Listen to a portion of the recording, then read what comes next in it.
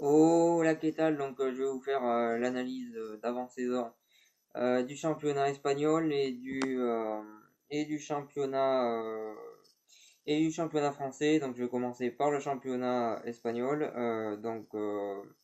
Déjà il y a le Real de Madrid tout simplement le Real de Madrid tout simplement dans le championnat espagnol qui est dans la continuité, qui a un effectif de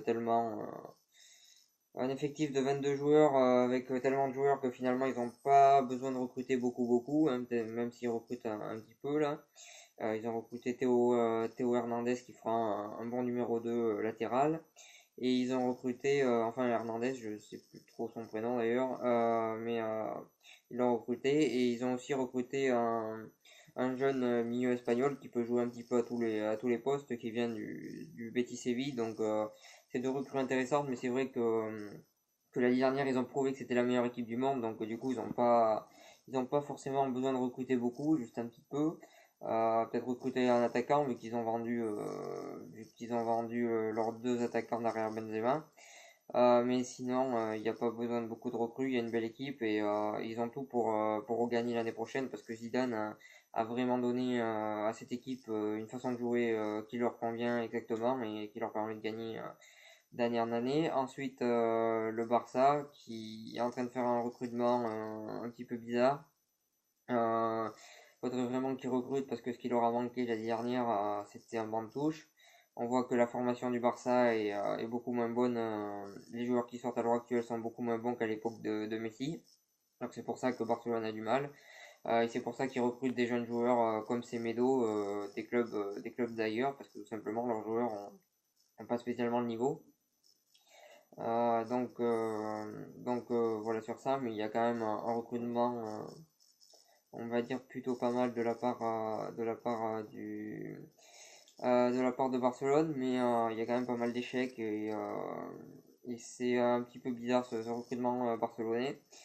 Ensuite, il y a l'Atlético qui eux peuvent pas recruter, donc ils auront le même effectif que l'année dernière, donc c'est peut-être un avantage parce que comme ça ils perdent pas Griezmann et perdre Griezmann ça aurait fait perdre un grand joueur, donc finalement cette interdiction de transférer des joueurs les a finalement aidés plutôt que désavantagés. Ensuite, il y a Séville qui a eu la bonne idée de recruter Corchia vu que Bielsa comptait plus dessus. Pour moi, c'est une très bonne recrue pour Séville. Ça va lui permettre de progresser en plus et de devenir peut-être, enfin, je l'espère, le numéro 2 des latérales droit en France. Donc j'espère qu'il réussira là-bas. Séville reste une équipe intéressante, même si l'entraîneur a changé, beaucoup de joueurs seront plus là l'année prochaine. Mais il y a quand même une équipe plutôt intéressante à Séville et ça reste un effectif plutôt pas mal. Ensuite, il y a Bilbao qui a toujours cette idée de former et d'avoir des jeunes joueurs qui, pour moi, l'année prochaine sera dans les 6 premiers. Il y a Villarreal qui est en train de devenir un petit peu moins bon d'année en année, c'est un petit peu dommage, mais c'est un club un petit peu en régression. Je pense qu'il y a peut-être un petit problème de budget ou autre. Ensuite, il y a Valence qui a plutôt de résultats et qui est en train de faire un recrutement bizarre. Et honnêtement, Valence depuis quelques années, j'ai du mal à comprendre qu'est-ce que les dirigeants ils veulent faire avec cette équipe-là. Donc j'y crois pas trop, même pour une place en Europa League, même si je l'espère, parce que pour moi c'est une place forte du football espagnol. Mais je pense qu'ils auront du mal à finir dans les 6 premiers, voire 5 premiers la saison prochaine. Donc j'y crois pas trop à cette équipe de Valence. Voilà pour la Liga Espagnola. Donc si je dois faire un pronostic, je dirais premier le Real de Madrid, deuxième le Barça, troisième l'Atlético, donc comme l'année dernière, et quatrième Séville aussi comme l'année dernière. En cinquième, je mettrai Bilbao et en sixième, je mettrai Villarreal. Voilà pour cette Liga Espagnola. Donc on passe à la Ligue 1. Donc la Ligue 1, j'ai déjà présenté beaucoup d'équipes dans mes précédentes vidéos. Donc je vais présenter les équipes que j'ai pas présentées. Donc il y a Nice, que je n'ai pas parlé. Bon, ils sont en train de faire un recrutement en fonction des joueurs qui perdent. Ils ont perdu un latéral, ils ont recruté Jallet, etc. Ils sont en train de faire un recrutement un petit peu qui va, qui va juste pallier les absences, mais il va y avoir une équipe proche de celle de l'année dernière. Mais ils vont être plus attendus, ça va être plus compliqué pour moi, je pense, cette saison pour Nice. Je ne les vois pas finir du tout dans les trois premiers. Je pense que l'année dernière, ce qu'ils avaient fait, c'est exceptionnel, mais je pense que cette année, ils le referont pas. Ensuite, j'aurais pu parler de Nantes avec Ranieri. Ils sont en train de faire aucun recrutement en fait. Là, ils sont en train d'avoir un effectif vraiment très faible pour l'année prochaine. Le mieux qu'ils peuvent espérer, c'est comme ils avaient fait avec Conceição, finir 7 ou 8e. Mais ils peuvent pas. Moi, je pense qu'ils peuvent pas espérer mieux avec ces effectifs-là. Ou alors, c'est vraiment que Ranieri, c'est un génie. S'il arrive à les faire finir dans les 5 premiers, honnêtement, là, on peut dire que c'est un génie. Mais j'ai du mal avec cette équipe parce que déjà il n'y a pas beaucoup de recrutement et tout ça, donc c'est un petit peu moyen.